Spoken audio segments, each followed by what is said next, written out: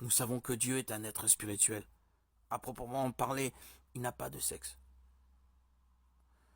Cependant, Dieu a choisi de se révéler à l'humanité en utilisant des pronoms et une imagerie masculine. Dans la Bible, Dieu ne se désigne pas par des termes neutres, mais par des termes masculins.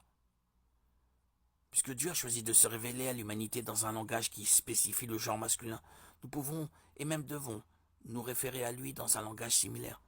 Il n'y a aucune raison biblique de cesser d'utiliser les pronoms masculins pour désigner Dieu. Dès le début de la Bible, Dieu se désigne par des pronoms masculins.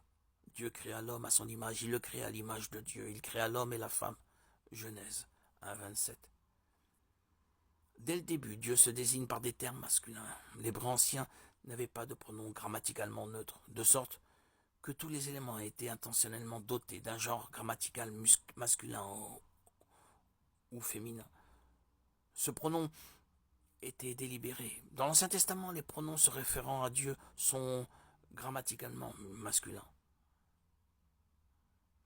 On retrouve la même chose dans le Nouveau Testament. Les épîtres des Actes à l'Apocalypse contiennent près de 900 versets où le mot grec théos, un nom masculin, est utilisé pour désigner Dieu. Bien que le grec koine ait des termes neutres en termes de genre, Dieu est toujours désigné par le genre masculin.